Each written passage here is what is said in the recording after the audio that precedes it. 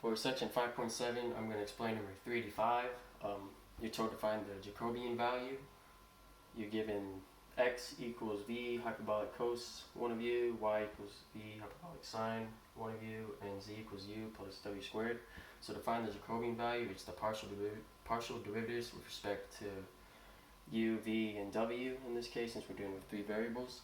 So it would be the derivatives of u with to x, and then v to x, and then w in the x function, and then these are the y's and the z's.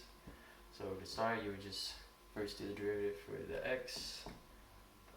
The hyperbolic cosine is just going to be the hyperbolic sine, and then you got to do the chain rule since we're doing u.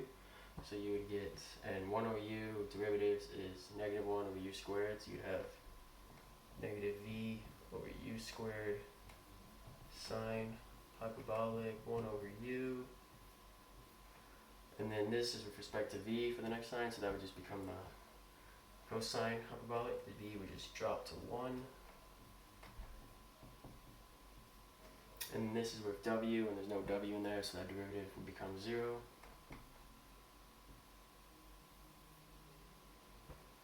And then for the y, this is pretty much going to be the same thing with respect to u, so it would just be cosine, so it would be negative v u squared hyperbolic cosine h 1 over u.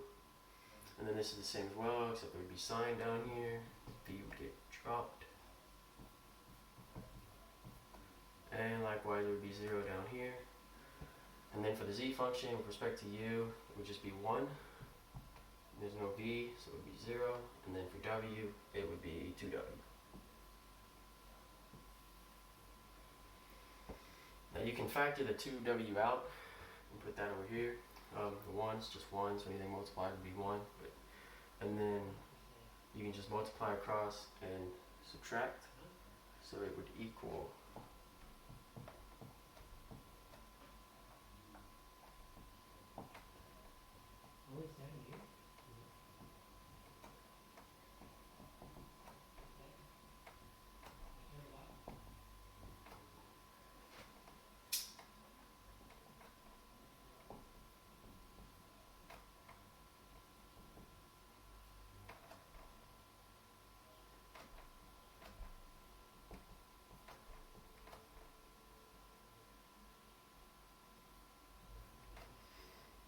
so you would have 2w times negative v over u squared hyperbolic sine squared 1 of u minus the negative v over u squared, which returns to plus u squared, and then hyperbolic cos squared 1 over u.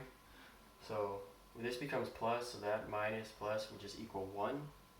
This would become 1, and you can pull out the negative v. You could factor out the negative v u squared first, then so I'll just go ahead and do it real quick. So you get the negative 2u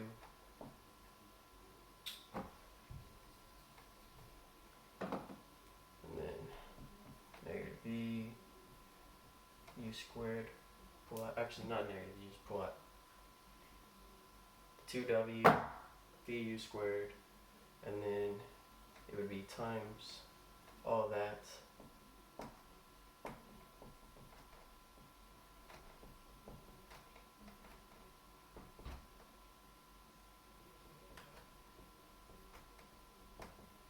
as I said earlier, this would just equal 1. So you would be left with 2w v u squared for your answer as the Jacobian for this particular instance.